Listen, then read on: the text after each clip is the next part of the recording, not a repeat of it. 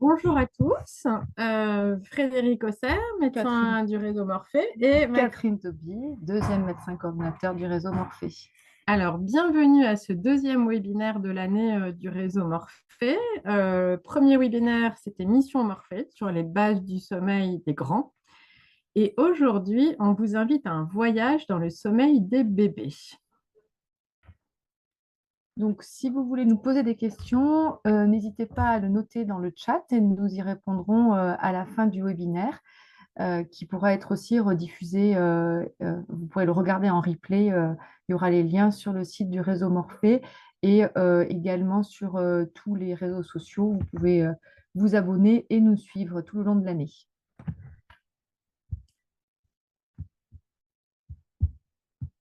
Donc, nous allons partager à l'écran notre diaporama. Et voilà, c'est parti. C'est parti. Alors, eh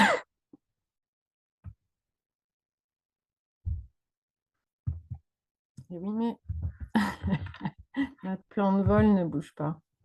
Elle est là. Alors, plan de vol d'aujourd'hui. Donc, on va commencer par voir dans quelle galère embarquons-nous. Ensuite, au fil des âges, Catherine nous fera un voyage nocturne, objectif lune, et je vous parlerai de prendre ses billets, faire ses bagages, et nous partirons ensemble pour quelques exemples de voyage. Alors, dans quelle galère embarquons-nous? Eh bien, la première bonne nouvelle, hein, c'est que on n'est pas tout seul. 25 à 40% des enfants de moins de 5 ans ont eu des difficultés de sommeil, et ce pour une durée de plus de 3 mois. La bonne nouvelle, c'est que 70 à 80% de ces troubles du sommeil ne sont pas liés à un problème médical. Ça veut dire qu'il n'y aura pas besoin d'une prise en charge médicale avec des traitements, mais qu'on va voir ensemble comment on peut cheminer sur le chemin d'un sommeil serein. Et pourquoi il faut s'en occuper absolument et pas attendre l'adolescence, hein, c'est que un enfant mauvais dormeur, hein, à 5 mois a 2 fois plus de chances d'être mauvais dormeur à 20 mois et à 56 mois qu'un bon dormeur. D'où l'importance de se préoccuper de ses soucis de sommeil dès le petit âge. Parce qu'on va avoir des impacts sur la santé de l'enfant. Alors, avec un risque accru de désordre métabolique, notamment de prise de poids, des perturbations au niveau de la croissance, parce que vous allez voir que dans le sommeil, on sécrète l'hormone de croissance. On va avoir aussi des risques accrus de problèmes immunitaires. Ça veut dire des enfants qui vont être plus souvent et des bébés qui vont être plus souvent malades quand ils ont un mauvais sommeil. Ça va jouer aussi sur tout ce qui est mental. Donc, chez les plus grands, ça va être l'anxiété, la dépression, des comportements d'hyperactivité, etc. Et puis enfin, au niveau de la mémoire et des apprentissages, on va avoir des troubles de l'attention, des enfants qui dorment mal, hein. Ce sont souvent des enfants qui vont avoir des difficultés à l'école. Ça a un impact sur les enfants, mais ça a aussi un impact majeur sur la santé des parents. Docteur Toby, les parents. Parents. Oui. Alors, les parents, ben, ça va impacter aussi hein, sur la fatigue, sur l'humeur. Donc, des parents plus irritables, d'humeur plus triste. Ça va agir aussi, ben, vous le savez, hein, sur la relation de couple, sur cette équipe parentale qui est si importante dans l'éducation des tout petits et des plus grands. Et puis, ça va jouer aussi sur les capacités cognitives, hein, donc la concentration, la mémoire, la prise de décision. Et souvent, hein, quand nos parents on dort mal, ça va être compliqué de prendre des décisions concernant des changements à mettre en œuvre pour aider et accompagner notre bébé dans le sommeil, hein, si on n'a pas toutes nos capacités cognitives. Et puis, on va avoir un impact aussi hein, sur le lien parent-enfant. Et on va voir hein, un peu plus tard là dans ce webinaire que ce lien parent-enfant est vraiment au cœur des problématiques du sommeil du tout petit.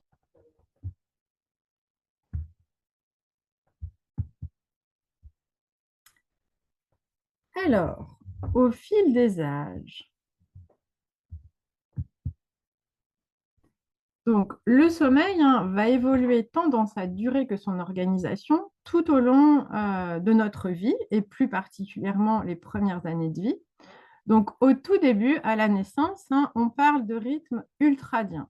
Ça veut dire que l'horloge biologique n'est pas du tout mature, donc il n'y a pas d'organisation jour-nuit, veille-sommeil.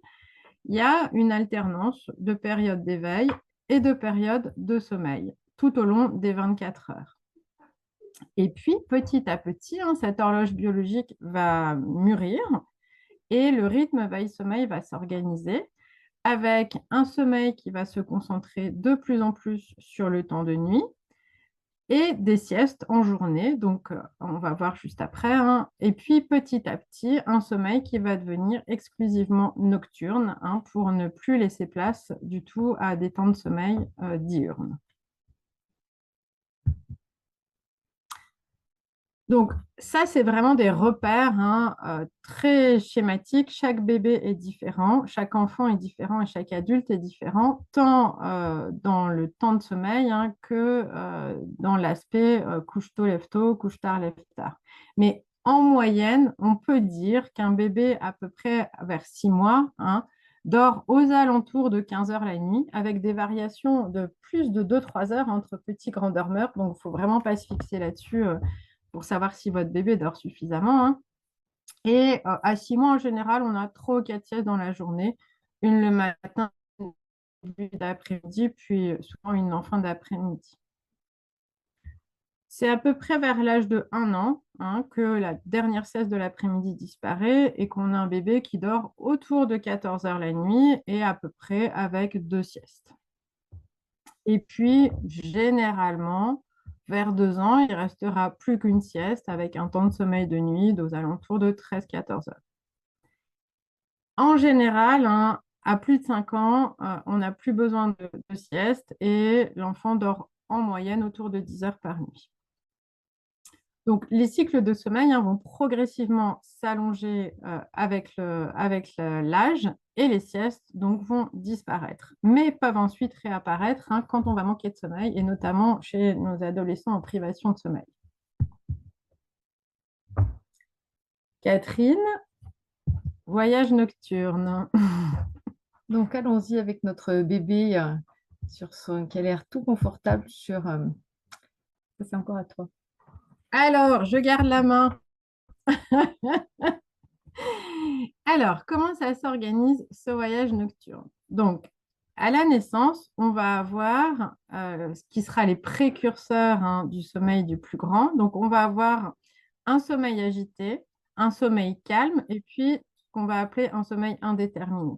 Donc, au départ, on va avoir des cycles très courts qui durent moins d'une heure, autour de 50 minutes, qui vont alterner du sommeil agité, du sommeil calme et du sommeil indéterminé. Puis petit à petit, ça va s'organiser, l'horloge biologique va s'organiser, le sommeil va maturer. Et puis, on va avoir donc ce qui va devenir notre sommeil paradoxal, le sommeil léger et le sommeil lent profond, avec des cycles qui vont tout doucement augmenter en durée. Et puis, on peut dire qu'à partir de 3-4 ans, on a à peu près le temps de sommeil des plus grands, c'est-à-dire des cycles de sommeil qui font entre 90 et 120 minutes. Ça dépend là aussi de chacun. Donc, avec du sommeil léger, divisé en 2 stades, le sommeil L3, le sommeil lent profond, et le sommeil paradoxal. Donc, là, on vous a remis les différents états de sommeil. Donc, comme je vous ai dit, on a le sommeil calme, qui sera le précurseur chez le plus grand du sommeil lent, qui va durer au départ du cycle une vingtaine de minutes. Et puis un sommeil qu'on va dire indifférencié, autour d'une vingtaine de minutes. Et puis après, cette période de sommeil agité, qui dure entre 10 et 45 minutes, et qui sera le précurseur ensuite de notre sommeil paradoxal. Donc, comme son nom l'indique, le sommeil agité, le bébé peut faire des mimiques, on peut avoir même l'impression qu'il est réveillé. Donc, il faut être vigilant dans ce stade de sommeil, à pas forcément intervenir, puisque le bébé dort encore. Et puis les états de veille, chez le tout petit, on a la veille calme. Donc là, les enfants, les bébés sont souriants, attentifs. Et puis on a la veille agitée. Là, c'est un petit peu plus bruyant.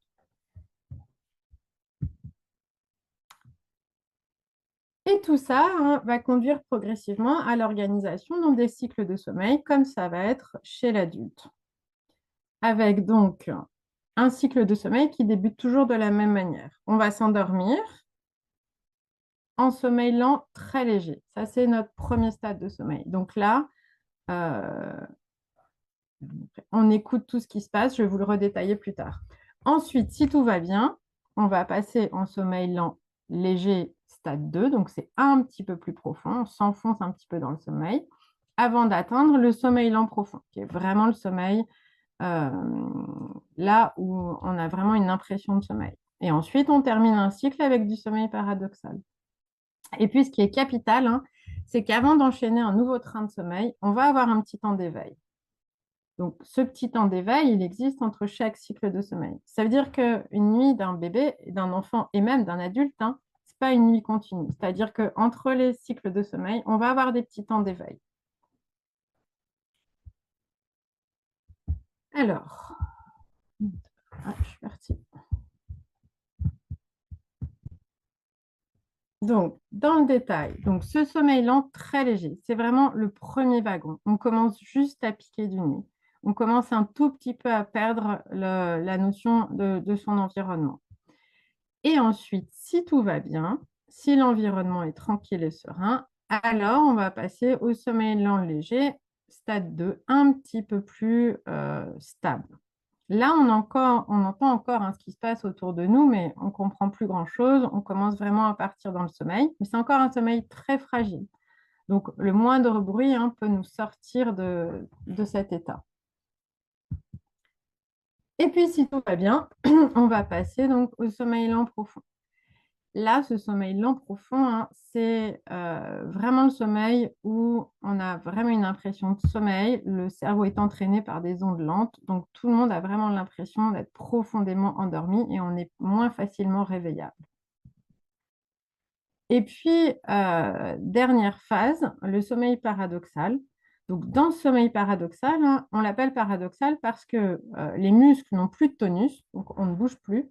En revanche, l'activité du cerveau est très intense. Et c'est là donc on va faire hein, les rêves et les cauchemars dont on est susceptible de se souvenir. Et puis ensuite, on va avoir notre petit temps d'éveil avant d'enchaîner un autre cycle de sommeil. Donc, c'est là que je prends la main. Donc, maintenant, va-t-on atteindre la Lune dans ce voyage dans la nuit?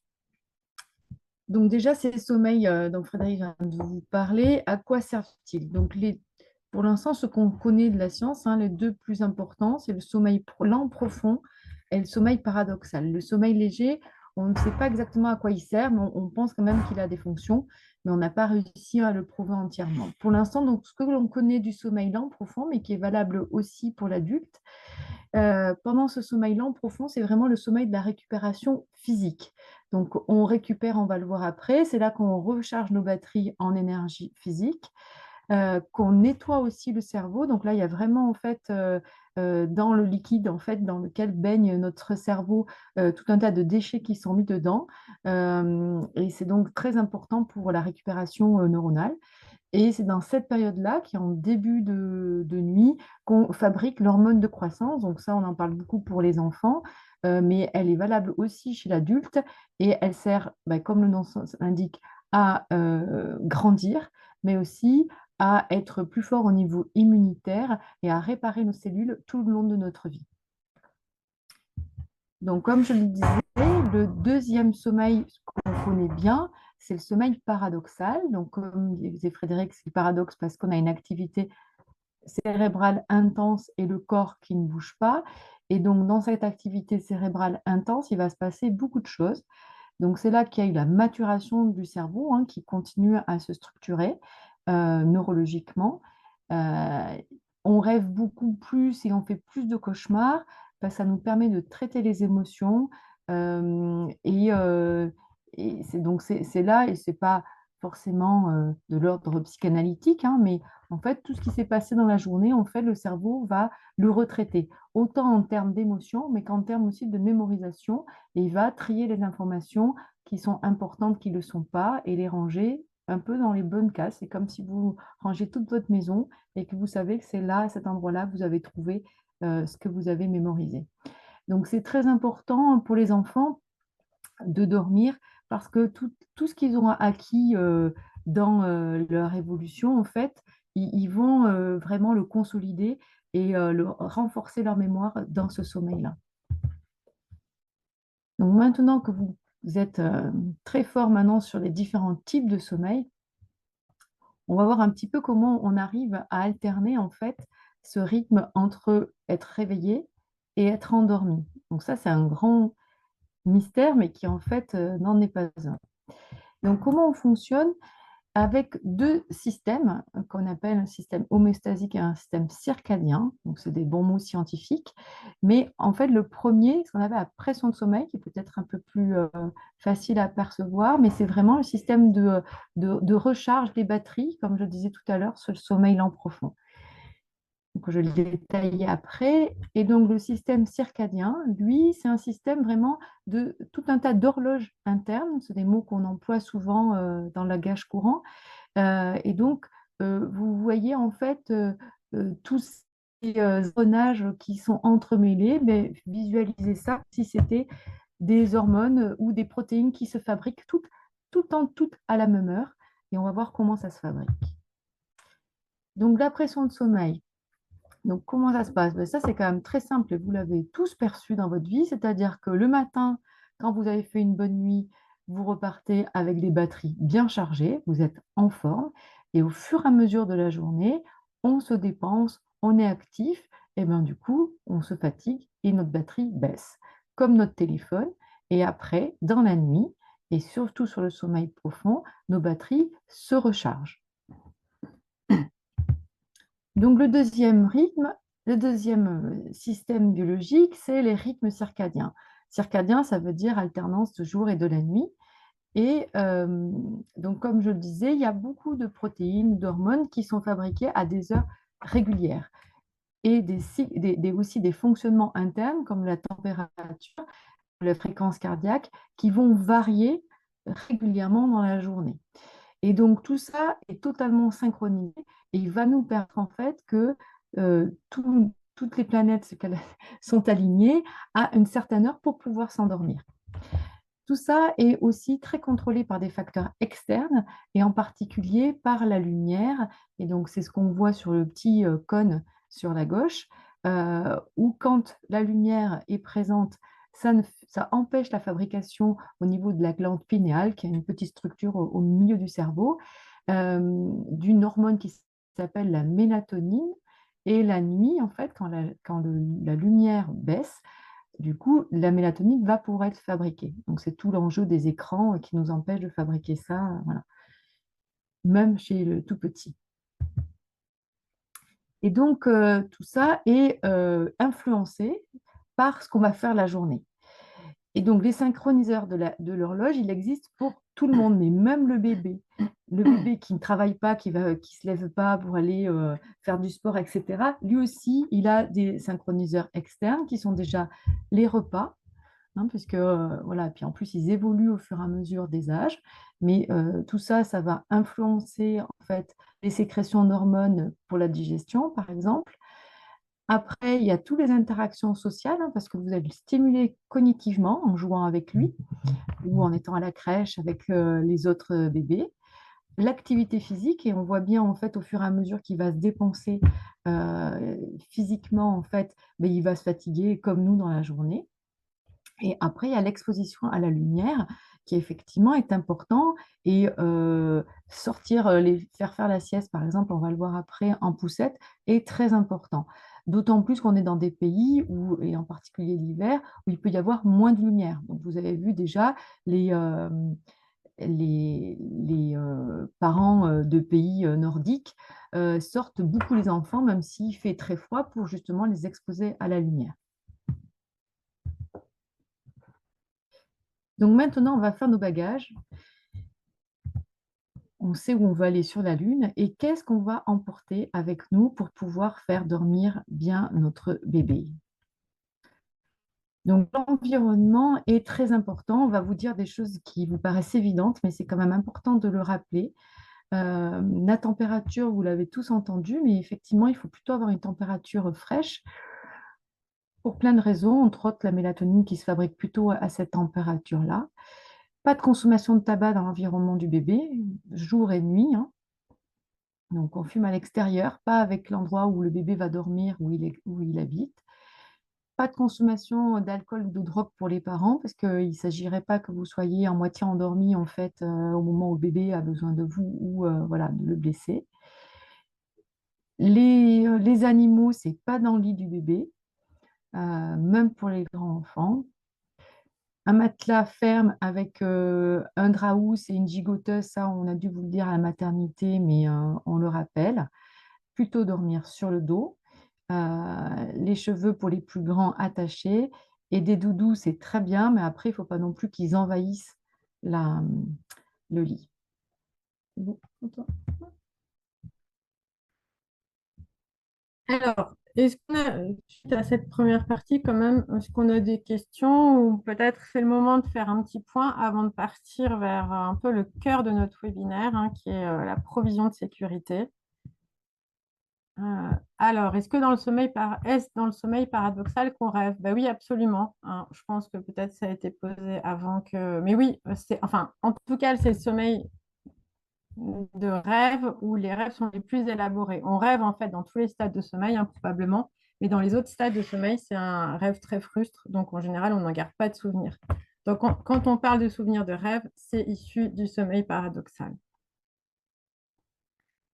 Alors, non, attacher les cheveux, Oui, mais c'était ce qu'on avait dans les recommandations. Mais après, c'était plutôt pour mais les là, grands on parle plutôt après.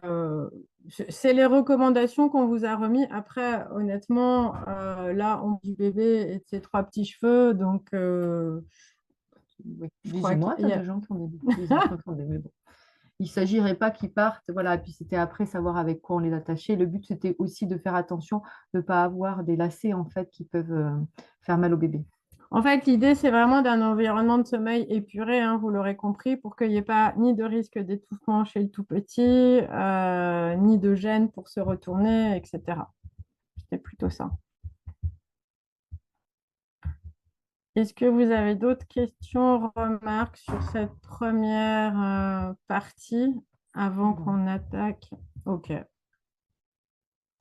Alors, maintenant, on va vraiment parler de quelque chose qui est très spécifique, je pense, au sommeil du tout petit, parce que ça prend une place très importante, hein, dans le développement du bébé, ce lien avec les adultes, hein, le monde qui l'entoure. Donc, comment ça marche, la provision de sécurité? Alors, ça, donc, c'est la théorie de l'attachement, hein, qu'on ne va pas détailler aujourd'hui, mais en gros, pour bien comprendre d'où ça sort, cette histoire de sécurité, il faut comprendre que euh, les grands principes fondamentaux, c'est que quand on vient au monde, hein, on vient au monde avec un équipement biologique, un équipement génétique. On a une histoire, hein, il y a une histoire de la famille, il y a l'histoire de la grossesse, il y a l'histoire de chacun. Et puis, il y a un environnement familial au sens large, hein. Donc ça va avoir toute son importance quand on va parler de difficultés de sommeil. Et puis, cette théorie de l'attachement, elle est développementale parce que bah, les premiers mois de vie, il se passe énormément de choses au niveau du cerveau et de la croissance d'un bébé. Donc, les compétences d'un bébé vont évoluer énormément les premiers mois de vie, et notamment dans la manière d'interagir avec son entourage, notamment dans la manière de se rassurer, de se sécuriser. Les besoins vont évoluer très vite. Donc, il ne faudra pas hésiter, quand on a fait quelque chose qui n'a pas fonctionné quand ils étaient tout petits, à réessayer parce qu'en grandissant, ben, on va avoir d'autres compétences pour se rassurer, d'autres compétences pour se sécuriser. Puis donc cette théorie, hein, elle va nous parler, on va le voir juste après, de ce qu'on appelle les comportements d'attachement, c'est-à-dire que l'idée, hein, c'est qu'un petit bébé qui vient au monde, il est extrêmement vulnérable, notamment le bébé humain est très vulnérable. Donc, il va avoir impérativement besoin, pour partir, pour grandir heureux et explorer le monde qui l'entoure, d'avoir ce qu'on appelle des figures d'attachement, hein, auprès desquelles il va pouvoir obtenir la sécurité et le réconfort s'il est en détresse. Euh, donc ça va jouer dans son exploration, que ce soit du monde de la journée ou du monde de la nuit, et encore plus pour le monde de la nuit. Donc ça veut dire quoi ça? Ça veut dire que pour pouvoir partir explorer le monde de la nuit, un enfant, un bébé a besoin de se sentir en sécurité dans un environnement propice, c'est-à-dire dans un environnement sécurisant. Et ça va être un aller-retour entre cette capacité d'explorer le monde qui l'entoure et s'il y a une difficulté dans l'exploration, de pouvoir revenir vers ce qu'on appelle donc sa figure d'attachement. La figure d'attachement, c'est les gens qui prennent soin de vous. Donc, en premier lieu, c'est les parents, la plupart du temps. Et puis, ça va être tous les gens qui vont évoluer dans votre environnement de vie, donc la fratrie, les gens qui gardent les enfants, les grands-parents, etc. Et donc, ces donneurs de soins, hein, leur rôle, ça va être de prendre soin de leur enfant tout en favorisant leur capacité à explorer le monde qui les entoure. Et donc, ce sentiment de sécurité, en fait, il va se tricoter et se construire tout au long de la croissance de l'enfant en fonction de ce qui va être vécu avec ses parents au niveau des interactions du quotidien. Et c'est comme ça, en fait, que chaque bébé va se construire une image du monde qui va être plus ou moins rassurante et plus ou moins sécurisante. Si je suis entourée de figures d'attachement qui répondent à mon besoin de sécurité quand je suis en difficulté, eh bien, je vais me construire une image du monde qui est que quand je suis en difficulté, il y a toujours quelqu'un pour prendre soin de moi, pour me rassurer et pour que je puisse repartir explorer sereinement.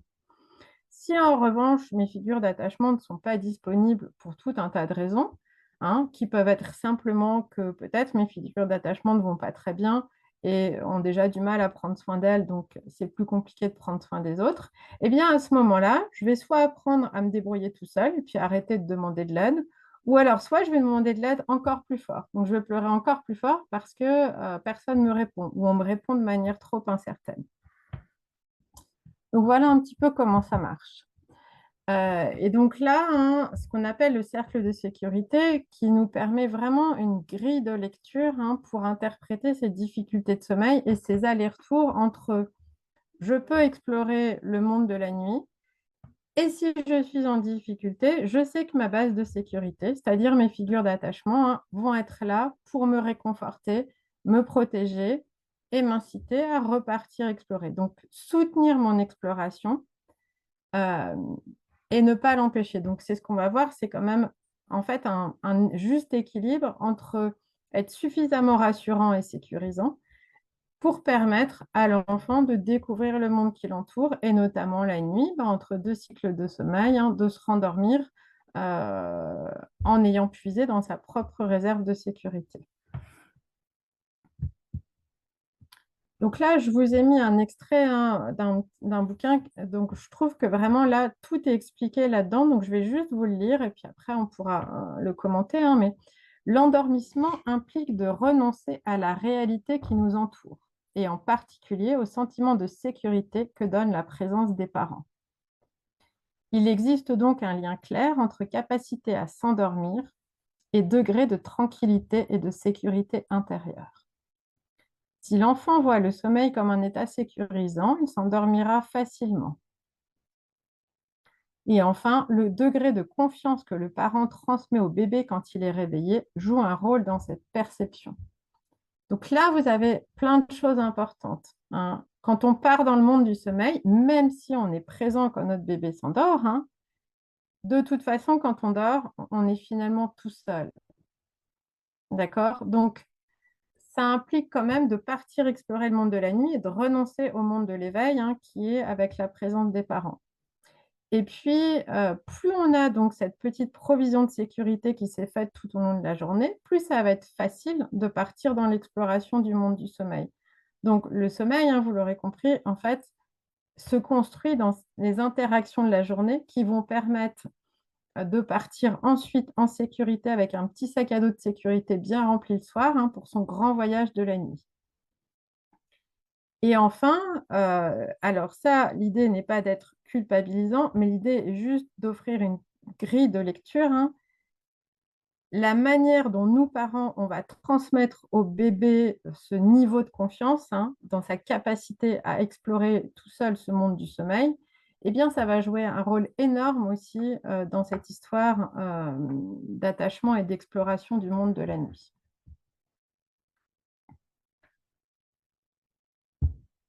Alors, tu nous passes d'un. Je suis partie là. Il y a plein de questions. Je sais pas si Alors, on y reprend maintenant. Alors, on peut regarder avant de passer en pratique, hein, on peut répondre à quelques questions. Ah oui, alors le webinaire, c'était 12h30, je crois. Voilà. Mais il est regardable en replay, hein. Mais vous l'aurez en replay, donc ceux qui ont raté le début, ce n'est pas vraiment un problème. On va revenir dessus. Alors, Mon bébé pleure dès qu'on le pose dans son lit. Que faire? eh bien, j'espère que quand je vous aurai fait en pratique, vous aurez envie, vous aurez des idées de réponse. Donc ça, on revient dessus juste après. Alors, Ensuite, est-ce que le cododo peut nuire à son bébé, à son sommeil? alors, non, non, bien sûr que non. D'ailleurs, le cododo, hein, est recommandé notamment dans la protection de la mort subite, en prévention de la mort subite du nourrisson, à les 6 premiers mois de vie. Non, non, le cododo, c'est rassurant, sécurisant pour le bébé. Après, je dirais peut-être parfois ça peut nuire au sommeil des parents, pour les parents qui sont très en alerte, hein, parce qu'on va voir que ce cercle de sécurité, ça marche aussi pour les parents. Mais non, non, bien sûr que non, hein. Alors, comment gérer les réveils nocturnes fréquents? Alors, on va faire quelques exemples justement de réveils nocturnes fréquents et de comment on peut réfléchir à lire ça et à trouver des solutions. Est-ce que les terreurs nocturnes peuvent arriver chez le bébé? Alors, c'est un petit peu tôt, hein, pour l'âge des parasomnies. C'est pour ça qu'on a choisi de ne pas en parler dans ce webinaire. On va parler que du sommeil naturel, mais c'est un peu plus tard en général, les terreurs nocturnes. Alors, on peut, hein, dès tout petit, c'est pas par exemple, on peut avoir, c'est pas des cauchemars au sens où on l'entend parce qu'on n'a pas la mentalisation pour verbaliser ces cauchemars, mais on peut avoir, hein, des sensations désagréables ou voilà, des rêves, enfin une activité du sommeil paradoxal avec une perception inconfortable, notamment si on a vécu des événements de vie compliqués. Mais on ne va pas forcément parler comme ça de, voilà, encore de cauchemars. Hop.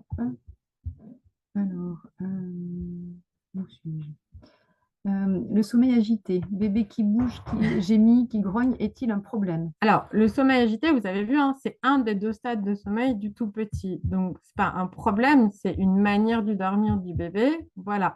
Après, si vous avez le sentiment que votre bébé est douloureux, ça, c'est autre chose. Mais un bébé qui bouge, qui grogne, semble un peu voilà, agité, ça fait partie, c'est le sommeil, voilà, c'est cette période de sommeil agité qui est tout à fait normale. Quelle est la meilleure position pour faire dormir un bébé? Le message, hein, c'est sur le dos. Quand peut-on passer du berceau au lit? Alors là, on parle du berceau au lit à barreaux ou... Après, je dirais qu'il n'y a pas vraiment un âge, il y a pas un âge recommandé. Après, ça dépend du tempérament du bébé, ça dépend de l'environnement. Je dirais que surtout, il faut que les parents soient à l'aise avec ce passage et que certains bébés aiment bien être contenus donc voir langer ou voilà, donc des petits contenants, des berceaux, c'est peut-être plus contenant qu'un lit à barreaux, il va plus pouvoir prendre de place, mais il n'y a pas d'âge, hein, je dirais. On voit dans toutes les cultures et les endroits différents où ils ont des Voilà. lits différents. Alors, est-ce qu'un changement de routine peut perturber son sommeil? Alors, oui, c'est une très bonne question. Alors là aussi, chaque bébé a son tempérament, hein, vous avez bien remarqué. Il y a des bébés qui peuvent dormir un peu partout, voilà, et puis d'autres, c'est beaucoup plus compliqué. Mais de manière générale, la prévisibilité pour un bébé, pour un bébé et un enfant, c'est sécurisant. Ça veut dire quoi ça? Ça veut dire que Donc, nous, ce qu'on appelle les routines, hein, c'est les habitudes qui vont se succéder, là, les différentes activités de la fin de journée qui vont un peu rythmer la fin de journée et petit à petit euh, conduire vers un apaisement et vers le sommeil. Donc, plus ces routines sont prévisibles et stables, plus ça va être facile pour le bébé, hein, notamment, de trouver ses repères. Et puis, si on parle dans routine, vous parlez aussi de rituel du coucher, hein, qui est ce petit moment de transition où on va préparer la séparation de la nuit. Eh bien, là aussi, c'est des points de repère importants pour le bébé. Donc, plus c'est stable, plus c'est facile pour un bébé de trouver ses marques. Mais on peut avoir un rituel un peu différent avec papa ou maman. Ça, c'est vraiment pas un problème. Au contraire, hein, c'est une richesse d'explorer différents modes d'entrée dans le sommeil aussi. Et puis Mais ponctuellement, c'est pas non plus très grave aussi. voilà, mais c'est vrai qu'après, on apprend à connaître nos bébés, hein. Il y en a qui sont facilement déplaçables et d'autres, c'est un peu plus compliqué. Donc, voilà. Alors, est-ce que je risque de trop habituer, alors trop habituer, c'était en guillemets, mon bébé à mes bras si je le prends souvent pour l'endormir? Alors, ben, merci pour les guillemets, hein. Un bébé, il ne s'habitue pas. Ce n'est pas une question d'habitude, c'est simplement... euh, bon, est-ce qu'on en reparle après? Non, on peut le dire là maintenant, hein. En fait, ce que je vous ai dit, hein, sur cette histoire de lien d'attachement, c'est qu'il va évoluer avec l'âge. Ça veut dire qu'un tout petit, la seule manière d'être rassuré et sécurisé, c'est le contact physique. D'accord? Donc, c'est de l'avoir dans les bras pour le rassurer, le sécuriser. Après, en grandissant, un peu plus grand, le bébé, il va être capable de savoir qu'il est en sécurité s'il entend les bruits de la maison, la voix de ses parents, si on vient lui poser une petite main sur le ventre, on vient lui faire une caresse. Et puis, en grandissant, il aura besoin de votre disponibilité, hein. L'ado, il a moins besoin de proximité, il a plus besoin de disponibilité. Mais on aura toujours ce besoin d'avoir notre figure d'attachement disponible si on est en difficulté. Donc, on ne peut pas parler, on n'habitue jamais un bébé au bras. Par contre, il peut se passer que si on l'endort toujours dans les bras, ce sera sa manière d'accéder au sommeil. Donc, ça peut être plus compliqué pour lui quand il va se réveiller la nuit entre les cycles de sommeil, de se réendormir et de prendre un autre chemin qui est celui de l'autonomie. Mais ça, c'est un autre sujet. Mais on ne s'habitue pas. D'accord? Mon bébé s'endort uniquement au sein ou dans mes bras. Est-ce problématique pour l'avenir? Donc, Alors, on vous a choisi deux petits cas pratiques vraiment qui traitent de ça. Donc, peut-être ça vous aidera à répondre. pour renforcer le lien d'attachement, Comment renforcer, ouais. comment renforcer le lien d'attachement tout en l'aidant à s'endormir seul? Bah, là, c'est pareil. Moi, je vous propose qu'entre on fasse les cas pratiques et puis on voit un petit peu. Faut-il laisser pleurer un bébé pour qu'il apprenne à dormir seul? On va peut-être passer au cas pratique, comme ça tu vas peut-être Ouais, et on et reprend, on hein. reprendra ces On va faire questions-là en pratique pour pas vous comme frustrer. ça. Allez, allons-y. Alors, nous, ce qu'on avait envie ensuite de partager avec vous. Donc, en pratique. Alors, en pratique, donc vous avez vu pourquoi Catherine a passé du temps à vous expliquer les mécanismes du sommeil, hein, parce que ça va nous donner vraiment des lignes directives et des idées pour organiser la journée. Donc, bien marquer la différence entre le jour et la nuit. Les 6 premiers mois de vie, vous avez vu le bébé, son horloge biologique, elle n'est pas mature, donc le jour, la nuit, il ne fait pas tellement la différence. Donc, c'est nous, parents, par nos interactions et par notre manière de l'exposer à la lumière le journée et de faire l'obscurité la nuit, qui allons l'aider donc à trouver son rythme. Les repas, les interactions, les siestes, les promenades, hein, tout ça, donc ça va être nos donneurs de temps qui vont aider le bébé à petit passer d'un rythme donc ultradien à ce rythme circadien donc qui est organisé sur les 24 heures. Donc l'environnement de sommeil, on l'a vu, hein, calme, familier, rassurant, pour lequel l'enfant ou le bébé se sente en sécurité quand il va se retrouver seul dans son lit, si notre objectif, hein, enfin si c'est l'autonomie au sommeil. Mais ça peut être aussi une chambre partagée. Enfin voilà, là on est vraiment aussi dans des histoires culturelles, éducatives, etc. Ensuite, l'importance de trouver, on en a parlé un petit peu, mais le rituel d'endormissement, la bulle de sécurité. En fait, chaque bébé a des besoins sensoriels différents. Alors, un sens qui est très développé chez tous les petits bébés, chez tous les petits, un des premiers sens, c'est ce sens kinesthésique, c'est-à-dire le balancement. C'est-à-dire que c'est pas pour rien que de toute éternité, on a bercé les bébés et qu'on les a fait dormir dans des berceaux, des hamacs, etc. Ce sens du balancement est développé, c'est un des sens les plutôt développés chez le tout petit. Du coup, voilà, ça peut être vraiment quelque chose qui va participer à la bulle de sécurité du tout petit. Et puis, pour certains, ça va être plutôt des sons, ça va être plutôt comment on appelle ça là? Mobile. Un petit mobile lumineux. Voilà. Donc, ça va créer une bulle de sécurité dans laquelle l'enfant va ensuite, le bébé, va pouvoir puiser sa sécurité pour s'endormir sereinement, en autonomie ou avec la présence des parents. Ça dépend ce qui a été choisi comme manière de soutenir ça.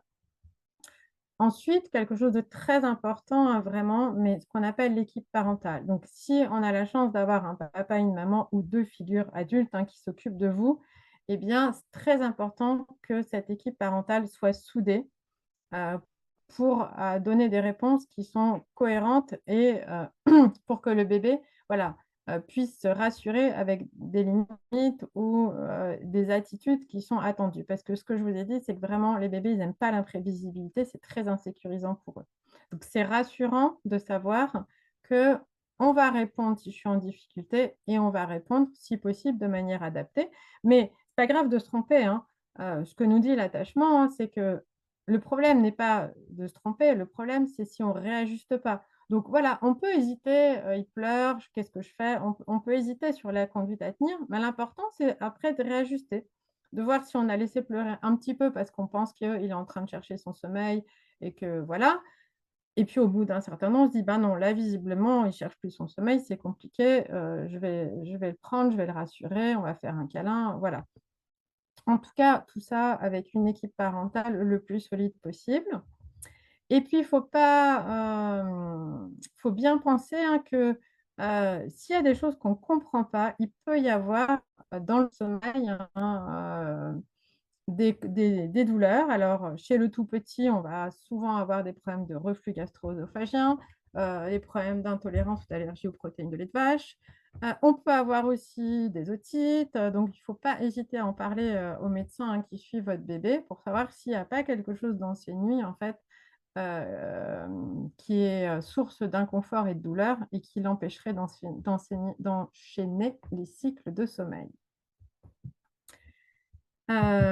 Voilà. Alors là, on avait envie de partager deux petits cas pratiques que moi j'ai vus en consultation parce que je pense que la question ne se pose pas en termes laisser pleurer, ne pas laisser pleurer. La question, c'est vraiment d'avoir ce regard de quoi a besoin mon bébé quand il manifeste un inconfort, une douleur, une souffrance ou une incompréhension par ses pleurs. Donc là, je vais vous présenter deux petits cas d'enfants qui venaient pour les mêmes motifs. Donc, c'est les parents qui viennent pour des réveils nocturnes multiples, avec toujours un épuisement des parents. Là, les parents se plaignaient de ne pas avoir de temps ni pour leur couple, ni pour la fratrie. Arthur, il avait un grand frère de 3 ans. Et donc, eux, leur objectif, ce qu'ils voulaient qu'Arthur fasse ses nuits pour pouvoir, eux, être plus en forme et pouvoir s'occuper de tout le monde la journée. Donc, voilà un exemple, mais la toute petite enfance d'Arthur avait été marquée par des otites à répétition, donc ce qui avait aussi construit une histoire de vie avec un sommeil malmené, puisque les otites, comme tous les phénomènes inflammatoires, ça peut faire plus mal la nuit. Donc déjà, il y avait ce terrain de mauvaises nuits et d'expériences négatives vécues dans la toute petite enfance. Et donc, quand je vois Arthur, il est toujours allaité par sa maman. Et donc, à chaque fois qu'il se réveille la nuit, il a une tétée. Euh, voilà. Donc là, le sujet n'était pas l'allaitement enfin, n'était pas l'allaitement, mais était en fait que les parents n'en pouvaient plus d'être sollicités toute la nuit et cherchaient d'autres alternatives pour pouvoir faire des nuits moins fragmentées. Et là, en fait, ce qu'on a essayé d'observer et donc moi, dans mon cabinet, qui est un peu atypique, voilà, il y a un chat qui se promène et donc quand les enfants sont assez en sécurité, on les pose sur le tapis d'éveil et puis on les laisse un petit peu explorer, puis on va observer avec les parents un petit peu les comportements d'attachement. Et donc là, ce qu'on avait observé, hein, avec Arthur lors d'une des consultations, c'est quand le chat est passé, pas très loin du tapis d'éveil, Arthur a eu une réaction d'alerte, hein, il s'est senti en insécurité et il a filé, dans les bras de sa maman.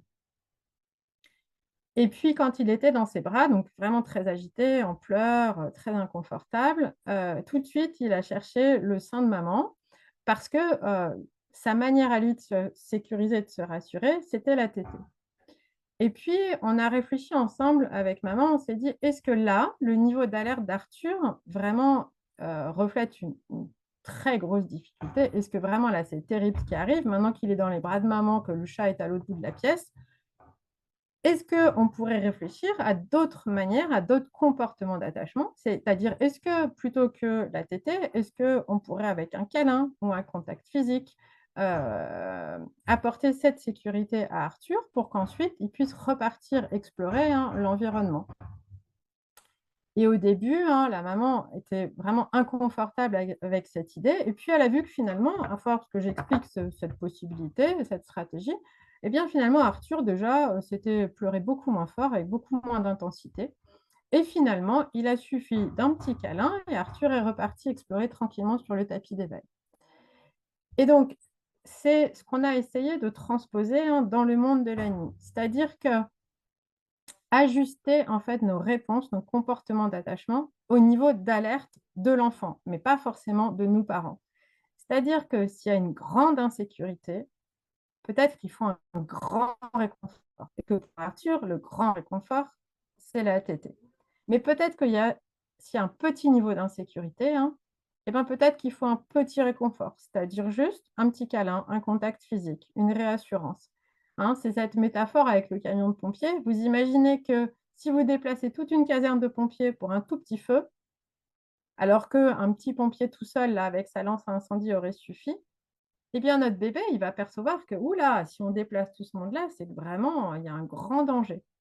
Donc c'est vraiment cette idée, Heu, non pas de réfléchir en termes de: «Je laisse pleurer, pas pleurer», mais de quoi a besoin mon bébé au moment où il sollicite mon attention parce qu'il est en difficulté?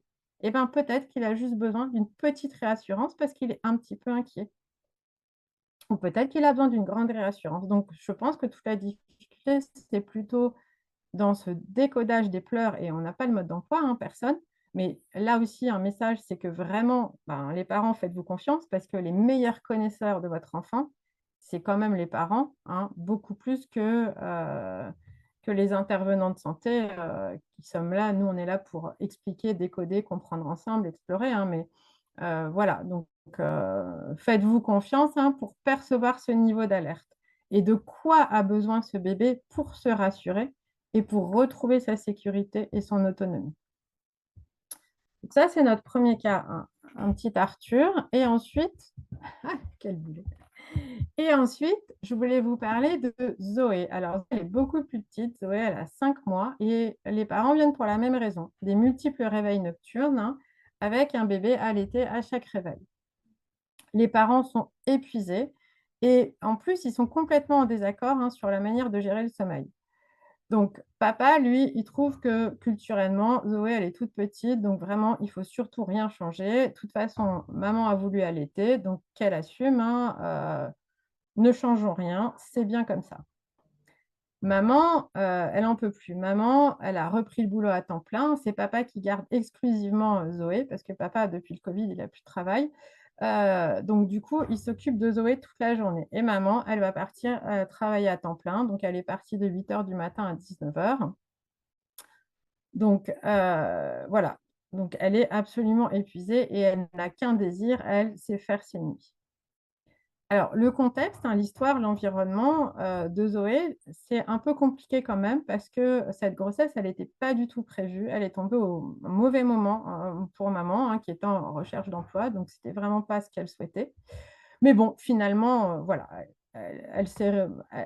bon, ils se sont décidés que ça irait bien comme ça, mais elle a hésité presque tout au long, enfin, une bonne partie de la grossesse, hein, voilà, sur ce sujet de désirer, pas désirer. Et puis, ça a été très mal compris par son entourage. Donc, la maman s'est retrouvée complètement isolée, hein. Ses figures d'attachement à elle se sont toutes éloignées. Elle s'est fâchée avec sa mère, elle s'est fâchée avec sa sœur. Elle s'est même fâchée un temps d'ailleurs avec le papa, hein. Elle a même quitté le domicile conjugal 2-3 mois en fin de grossesse avant de revenir. Et puis finalement, bon, Zoé est née et puis tout s'est arrangé entre guillemets. En tout cas, la maman là, elle a une grande culpabilité, hein, de laisser sa fille toute petite, hein, 5 mois, toute la journée. Donc, elle ne voit pas tellement comment, pour elle, ce lien, hein, qu'elle retrouve le soir avec sa fille, c'est vraiment ce lien par l'allaitement. Donc, d'un côté, elle aimerait pouvoir faire ce nid, c'est-à-dire ne pas allaiter toute la nuit, mais d'un autre côté, c'est qui la relie à son enfant et c'est la manière qu'elle a, pense-t-elle, de répondre à ses besoins. Et donc là, vous voyez, on n'a pas du tout réfléchi sur ce cercle d'attachement du bébé parce que finalement, notre Zoé qui passe la journée avec son papa, hein, son cercle de sécurité, il est vraiment bien en place. Quand elle est avec papa, hein, elle peut, alors elle était très en avance, Zoé, elle commençait déjà à faire des petits déplacements. Puis après, je l'ai suivie donc de 5 à 10 mois à peu près. Donc après, elle se déplaçait. Donc Zoé, c'est une championne de l'exploration. Et quand elle est avec papa, hein, elle sait très bien comment revenir vers papa pour se faire rassurer, sécuriser. Donc là où c'est plus compliqué, hein, c'est dans ce travail de comportement d'attachement avec maman. Et là, ce qu'on a travaillé, c'est vraiment le cercle de sécurité de la maman parce que cette maman, hein, elle est très seule, elle a perdu toutes ses figures d'attachement, y compris le papa finalement qui est plus du tout d'accord avec maman dans la manière de gérer le sommeil. Donc, elle-même, elle est en alerte et elle n'a personne pour venir lui redonner cette sécurité. Donc, on a déjà travaillé sur cette capacité pour la maman à retrouver du soutien et notamment à travailler avec le papa que ce n'est pas parce que maman a dit qu'elle voulait bien allaiter qu'il fallait qu'elle allaite toute la nuit parce que sinon, elle n'allait pas tenir le coup physiquement. Donc, on a vraiment travaillé sur retrouver pour le papa dans son rôle d'aidant pour maman parce que ce que nous dit l'attachement, c'est que si vous-même, vous êtes en insécurité et vous êtes en difficulté, on ne peut pas prendre soin des autres. D'accord? C'est comme dans l'avion, hein. On met d'abord son masque à oxygène et ensuite, on va s'occuper des plus faibles. Donc là, c'est pareil. Si maman ne va pas mieux, elle ne sera pas en capacité de répondre de manière ajustée à sa fille et surtout de faire évoluer en fait, ce comportement d'attachement. Parce que Zoé, après, elle a grandi, il y avait toujours cette histoire d'allaitement et finalement, c'est maman qui, petit à petit, hein, a commencé à proposer d'autres manières de sécuriser et d'autres manières de rassurer. Papa aussi a pris le relais la nuit. Et puis, petit à petit, hein, voilà, les nuits sont devenues réparatrices pour toute la famille. Donc, vous voyez, dans ces deux cas, en fait, c'est toujours des histoires de réveil nocturne. Là, il se trouve qu'il y a une histoire d'allaitement aussi, mais ce n'est pas le sujet principal de ça. Le sujet, c'est vraiment de comprendre quels sont les besoins de mon bébé en fonction de son tempérament, en fonction de son âge, de son niveau de développement, en fonction de l'environnement et de son histoire vécue avec cet environnement. Et ensuite, eh bien, on va savoir comment répondre à ce besoin. Voilà, j'ai beaucoup parlé. Alors, maintenant, eh ben, on va reprendre les questions. Hein, donc, on va voir. Alors, Donc, faut-il laisser pleurer un bébé pour qu'il apprenne à dormir?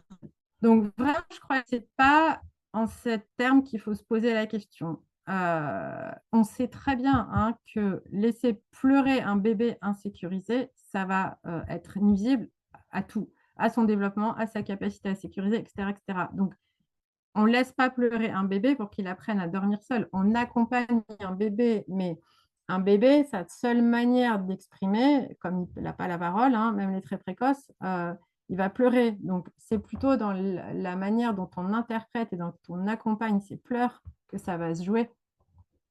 Est-ce que les réveils fréquents sont liés à mon stress ou à une mauvaise habitude? Bah, comme on vous a dit, hein, on se réveille tous la nuit, les adultes et les bébés. Donc, les bébés, ils se réveillent toutes les heures. Et les parents, ils se réveillent bah, quand les bébés se réveillent et ont besoin de vous, ou de manière tout à fait naturelle. On se réveille, hein, nous les adultes, 3, 4 fois dans la nuit. Donc, alors, le stress vient rajouter hein, une fragilité dans ces réveils nocturnes, et notamment dans la difficulté à se rendormir ensuite. Mais les réveils, ça fait partie du sommeil naturel. Pour vous, le sommeil n'est lié qu'à l'attachement? Alors, non, non, c'est pas ce qu'on a voulu dire, mais ce qu'on voulait aujourd'hui vous partager, c'est que je pense que l'attachement est une excellente grille de lecture des difficultés de sommeil du tout petit. Donc, le sommeil, hein, c'est bien plus que ça. Pourquoi on vous a parlé de l'horloge biologique? Pourquoi on vous a parlé de la pression de sommeil? Donc, tout va intervenir. Mais c'est vrai que chez le tout petit, et ce n'est pas forcément vrai après, hein, là, on venait vraiment dans la tranche nourrisson, mais quand même, euh, l'attachement et le lien à l'autre est un des systèmes qui est le plus sollicité la première année de vie. Je pensais que le sommeil était une maturation du cerveau. Oui, aussi. Enfin, l'un, Il évolue avec le cerveau, mais il est naturellement présent, le sommeil. ah bah oui, oui, oui. Encore même, d'ailleurs, in utero, hein. Enfin, il y a des alternances de cycles veille-sommeil bien plus Donc, tôt. je ne sais pas si vous avez vu la première partie, mais au fur et à mesure que l'enfant grandit, le sommeil se modifie. Donc, effectivement, il y a une évolution et une maturation du cerveau qui évolue jusqu'à 25-30 ans. Alors, je travaille en garderie. Dans le groupe de la nurserie, certains parents d'enfants entre 12 et 15 mois nous demandent de réveiller leur enfant après un certain temps donné, 1 heure ou max 3 heures dans la journée, par exemple. Est-ce que le temps de sieste de la journée a une influence sur l'endormissement du soir et est-ce qu'il y a un impact de réveiller un enfant pendant un cycle de sommeil? Alors ça, merci Véronique, c'est un grand sujet aussi. Est-ce criminel ou pas de réveiller un enfant qui dort? Alors, il y a deux choses. Alors, ce qui est vraiment vrai, les bonnes siestes préparent les bonnes nuits. C'est-à-dire que si vous avez une journée qui est faite d'alternance de temps d'éveil et de temps de sommeil, de temps de pause, ça va être plus facile de trouver un sommeil serein le soir. Parce qu'un enfant fatigué, ce n'est pas un enfant somnolent, c'est un enfant hyper agité. Donc, plus on est fatigué, plus on a du mal à trouver le sommeil. Donc, si on a des journées hyper stimulantes, sans temps de pause, sans sieste, ça va être encore plus compliqué de s'endormir le soir. En, en revanche, hein, Catherine vous a parlé pression de sommeil. C'est vrai que c'est un équilibre entre le sommeil de jour et le sommeil de nuit, hein. Chez les petits qui font des siestes, le sommeil il se calcule sur 24 heures. C'est-à-dire que si vous avez des siestes trop longues, trop nombreuses, trop tardives la journée, ça risque de fragiliser le sommeil de nuit. Donc, les bébés qui sont en pleine évolution des besoins de sieste et un petit peu limite, donc ils sont en train d'abandonner une des siestes pour favoriser et consolider le sommeil de nuit, ça peut être une période un peu compliquée où en effet, notamment sur la sieste de l'après-midi, s'ils se réveillent de leur sieste d'après-midi trop longtemps ou trop tard, après, ça va compliquer le sommeil de nuit. Euh, je pense qu'on peut dire qu'il n'y a pas un impact à réveiller un enfant pendant un cycle de sommeil, dans le sens où vous faites un réveil doux, c'est-à-dire qu'on commence par faire un petit peu de bruit dans l'environnement et tranquillement favoriser l'émergence du sommeil. Dans un cycle de sommeil, vous avez vu, hein, sommeil léger, sommeil profond, sommeil paradoxal. Dans le sommeil profond, de toute façon, le bébé, il n'est pas très réveillable. Donc, cette phase-là, on va pas, si on est à côté de manière douce, on ne va pas réveiller un enfant qui est dans le sommeil profond. Donc, on va le réveiller en phase de rêve éventuellement ou en sommeil léger et ce n'est pas si grave. Nous pouvons assurer un environnement sécurisant, pour autant l'enfant a des difficultés à s'endormir. Donc, que faire? Bah là, déjà, il faut éliminer un problème médical, hein, parce que, comme on vous a dit, il peut y en avoir. Et ensuite, il faut revoir l'organisation du rythme jour-nuit, la répartition des siestes, la durée des siestes, le temps passé aussi, hein, parce que l'environnement sécurisant, mais est-ce qu'on a eu le temps de faire sa provision de sécurité dans la journée? Est-ce qu'on a eu un petit temps d'intimité passé avec chacune de ces figures d'attachement? Alors, pas forcément un temps long, hein, mais un temps de qualité. Et ça, notamment avant de partir vers son mode de garde, pour ceux qui sont gardés, et puis au retour du mode de garde. Hein, les retrouvailles et les séparations, ça active beaucoup le système d'attachement. Donc, c'est vraiment important de prendre ce temps de soigner les retrouvailles, de prendre un petit peu de temps pour le tout petit, et puis d'avoir des routines rassurantes, sécurisantes, apaisantes, donc de moins en moins éveillantes, avec un rituel du coucher qui prépare vraiment la séparation. Le rituel du coucher, c'est vraiment le moment où on va terminer sa provision de sécurité et ensuite on va pouvoir partir dans l'exploration du monde du sommeil. Donc, c'est tout ça qu'il faut questionner. Ça dépend de l'âge de l'enfant, parce qu'il n'y a pas à préciser que c'est bébé, et du besoin et des horaires des enfants, parce que tout le monde n'a pas la même heure pour s'endormir. Voilà, donc c'est vraiment une vraie enquête, hein. Effectivement, est-ce que les signaux de sommeil sont bien là? Peut-être on est trop tôt, peut-être on est trop tard. Donc, il faut questionner tous ces... hein, comme quelqu'un a dit, il n'y a pas que l'attachement, il n'y a pas que la sécurité. Il y a la physiologie du sommeil, comme on vous l'a expliqué, et puis il y a cette histoire de sécurité. Est-ce que si l'enfant passe la journée avec d'autres adultes que ses parents, il se nourrit d'autant de sécurité? Donc ça, c'est le nombre de figures d'attachement. Voilà, donc on a des figures d'attachement principales qui sont nos principaux donneurs de soins qui sont nos parents, a priori. Et puis, en fonction de notre mode de garde, à la crèche, en nounou, enfin voilà, on va avoir des figures d'attachement. Et en fait, ce qui est important, c'est que les liens qu'on va tisser avec nos figures d'attachement soient des liens sécures. C'est-à-dire que si on est en difficulté, quelqu'un va venir répondre à notre besoin de sécurité. Et c'est ça qui va faire qu'on va se construire une image du monde rassurante et qui va nous permettre d'être en sécurité le soir dans le lit. Donc, si on construit une image du monde sécurisante grâce à tous ces liens d'attachement sécures, bah oui, on va avoir une bonne provision de sécurité. Alors, jusqu'à quand le lien d'attachement peut-il être travaillé? Les habitudes peuvent être-elles changées à tout âge? Toute notre vie. Alors, il y a quelques questions sur le cododo. Est-ce que ça peut être dans la même chambre, même lit? C'est pas pareil.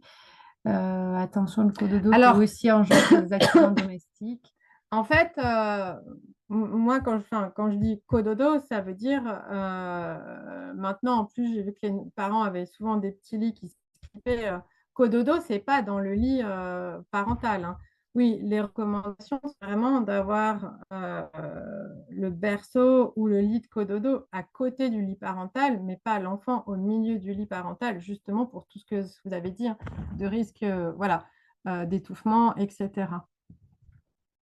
Bah donc, on l'a dit sur les peluches, tu l'as dit, non, pas trop de Oui. doudou, on veut un environnement épuré, justement. Voilà. Alors, bébé est excité Attends, avant... quand doit-on ouais, s'inquiéter?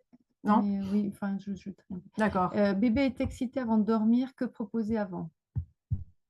Eh ben, le avant, il va commencer en fait dès la fin de l'après-midi. C'est-à-dire qu'on va mettre en place des routines qui vont, de par leur régularité, déjà être apaisantes et qui vont être de moins en moins stimulantes. Ça veut dire que ça peut être, on va le chercher dans son lieu de garde, ensuite un temps de retrouvailles, un temps de jeu, ensuite pour certains le bain, la douche, après dîner.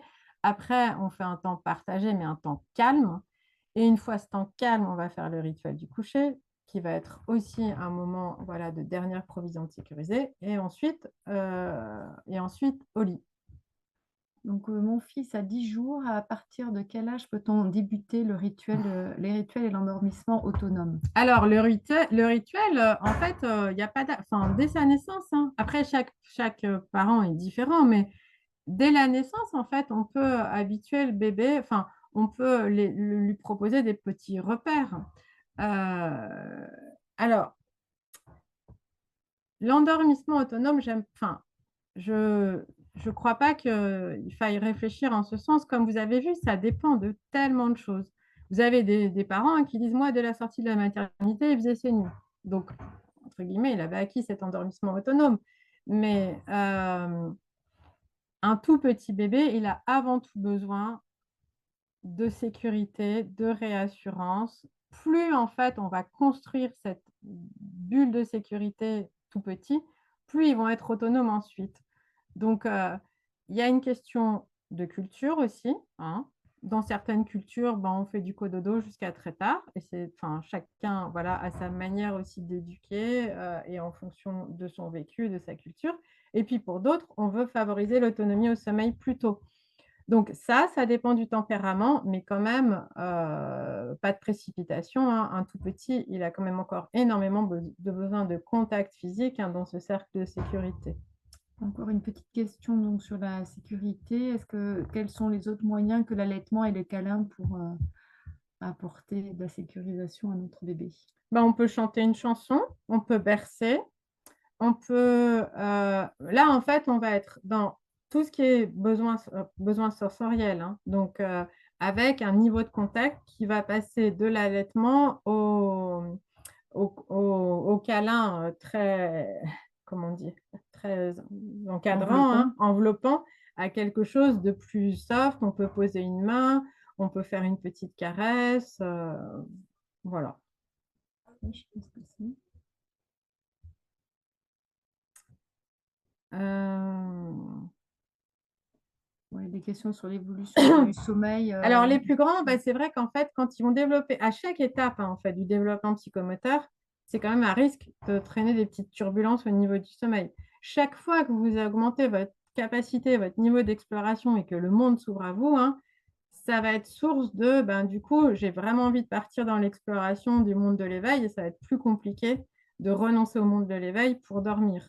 Donc, dans ces périodes de turbulence, hein, l'important, c'est vraiment de garder nos routines, notre rituel, nos limites. Les limites, hein, elles sont là pour sécuriser et elles sont là pour rassurer. Elles ne sont pas là pour punir, elles sont là vraiment chez le petit comme ça pour sécuriser. Alors ça, c'est une question intéressante, parce que ça reviendrait souvent.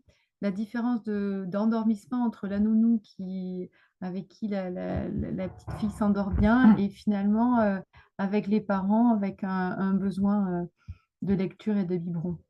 Donc, comment on peut faire Alors enfin, à quoi ça déjà, en correspond? fait, un rituel, le rituel du coucher, c'est vraiment un moment d'intimité qui prépare la séparation, mais ce n'est pas un moment alimentaire. C'est-à-dire qu'une des choses qu'on essaye quand même de proposer, c'est quand même de sortir le biberon du rituel du coucher parce que d'abord, avec un biberon, un bébé n'est pas autonome la nuit, hein, donc s'il a à nouveau besoin de ce biberon, ça peut être plus compliqué. Et puis, attends, remets-moi. Donc, le biberon, on va essayer quand même qu'il ne fasse pas partie, voilà. Et alors après, bah oui, c'est très intéressant ce que vous dites. Bah, c'est vraiment une richesse d'avoir des figures d'attachement qui vont proposer différentes manières d'accéder au sommeil. Et ça permet au bébé, justement, hein, de ne pas avoir qu'un seul mode d'entrée dans le sommeil. Et après, en fonction du lien de chaque figure d'attachement avec le bébé, ça va être plus ou moins simple. Parce que la nounou, au niveau émotionnel, elle n'a pas du tout les mêmes interactions avec le bébé que le papa ou que vous, maman. Et c'est là où il va falloir questionner en fait l'histoire d'attachement de chacun et de voir qu'est-ce qui se joue dans ce lien et qu'est-ce qui rend la séparation compliquée, mais des deux côtés, que ce soit du côté parent ou du côté bébé. Parce que souvent, c'est dans ce lien, cet entre-deux, que en fait, on comprend pourquoi avec certains, l'endormissement se fait facilement et pourquoi avec d'autres, c'est plus compliqué. Donc là encore, hein, ce n'est pas une question de culpabilité et de dire bah, c'est de ma faute si je n'arrive pas à l'endormir. Ce n'est pas du tout le sujet. C'est juste de comprendre pourquoi, dans ce lien au moment du sommeil, c'est si difficile de se séparer et de partir pour le bébé explorer le monde de la nuit et pour le parent de retourner dans le monde de l'éveil. Donc, il y a des questions sur les types de rituels qu'on peut avoir, la durée qu'il faut avoir, sur comment répondre au réveil nocturne. Alors, le rituel, ben, c'est un moment d'intimité qui n'est pas alimentaire, hein, et qui va préparer, qui va terminer de faire la provision de sécurité. Donc, ça va être quelque chose de chaleureux, de réconfortant, exclusivement dédié à l'enfant. Donc, après, celle-là, c'est plutôt culturel, je dirais, hein. ça peut être de lire un petit livre, ce qu'on peut faire d'ailleurs dès minuscule, hein. Enfin, il n'y a pas d'âge pour un petit temps de lecture. Ou ça peut être qu'on fait le tour de la maison pour dire au revoir à chacun des membres de la maison ou à chaque pièce. Voilà. Ça peut être le petit mobile lumineux, ça peut être… Voilà. Mais Bah, les c'est cinq sens, rassurant. hein. Oui, ça reste aussi voilà, dans la bulle sensorielle, hein. L'odorat, le toucher, l'audition, la vue. Donc après, il y a quelques questions, mais ça, c'était pas, on avait choisi de ne pas le traiter, qui étaient les pathologies, donc le ronflement, Mais les oui, apnées. un bébé ne doit pas ronfler, hein. Un bébé qui ronfle en dehors des rares moments où enfin, quand il est enrhumé, ok, mais un bébé n'a pas de raison de ronfler au quotidien. Donc, il faut consulter. C'est pas inquiétant, mais il faut s'interroger sur est-ce qu'il n'y aurait pas une obstruction, hein, par exemple des grosses amygdales ou voilà. Donc, un bébé qui ronfle, il faut en parler au médecin, Bébé, enfant. hein. Donc, c'est Euh, votre pédiatre, généraliste et les ORL. Après, peut-on parler d'insomnie chez le tout petit? Bah, en fait, enfin, il y a une définition de l'insomnie scientifique, mais l'insomnie, au sens où on l'entend nous adultes, c'est j'ai une plainte de sommeil qui a une répercussion sur ma forme la journée. Donc déjà, le bébé, en général, il n'a pas une plainte de sommeil, hein. C'est les parents qui amènent une plainte de sommeil et une difficulté.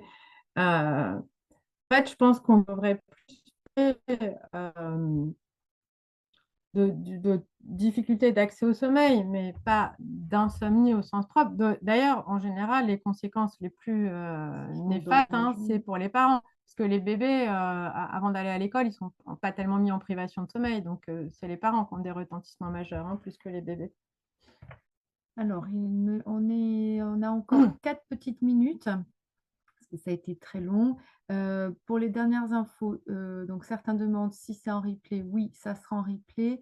Vous avez plusieurs vidéos sur notre chaîne YouTube, donc vous n'hésitez pas à les regarder et puis nous suivre sur les réseaux sociaux, Facebook, Instagram, LinkedIn, où on publie plusieurs fois par semaine, en fait, soit des petites informations, soit des liens vers des vidéos.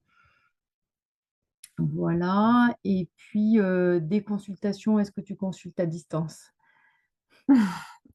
Non, non. En fait, les médecins, les consultations médicales se font de toute façon, en principe, en présentiel pour une première consultation, hein. Et après, vous avez d'autres accompagnants, hein, notamment au réseau Morphée. On a dans le monde aussi des psychologues, hein, qui sont formés au sommeil de l'enfant ou qui peuvent aussi faire ce type de consultation. Bon, il y avait beaucoup de questions. Je ne sais pas si on a répondu à tout le monde, mais les Non, messages clés qu'il faudrait retenir, Frédéric.